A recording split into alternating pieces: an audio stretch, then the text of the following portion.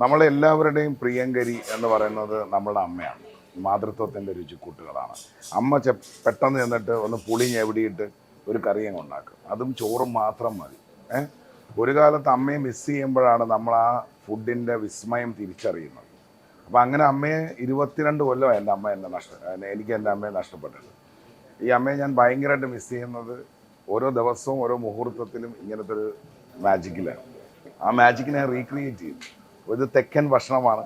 അതിനകത്ത് എൻ്റെ ഷെഫന്മാരെല്ലാം അതിനകത്ത് എന്നോടൊപ്പം ചേർന്ന് ഞാൻ ഈ പറഞ്ഞ കണക്ക് ചമ്മന്തി, അതിനകത്ത് മീനവിയൽ, ഞണ്ട് രസം, കുത്തരി ചോറ്, അതിനകത്ത് നമ്മളെ ഉള്ളിത്തീയൽ, അതിനകത്ത് കൊഞ്ച് തീയൽ, തേങ്ങ അരച്ച മീൻകറി, ഇതൊക്കെയാണ് നമ്മളുടെ ഫുഡിൻ്റെ പ്രത്യേകത. അമ്മയുടെ കൈപ്പുണ്യം. ഇപ്പോൾ ഫോർ എക്സാമ്പിൾ കുത്തരി ചോറ് തന്നെ നമ്മുടെ അമ്മച്ചി ചുവന്നരി ചോറേ തരുത്തോളൂ. ഈ വെള്ള അരി ചോറ് വലിയ ഇഷ്ടമാണ്. പിന്നെ ഈ ഞണ്ട് രസം, പിന്നെ അതേപോലെ തന്നെ നമ്മളെ ചമ്മന്തി, ഈ ചെമ്മീൻ ചമ്മന്തി എന്ന് പറയും, അതും ചോറും മാത്രം മതി അല്ലേ.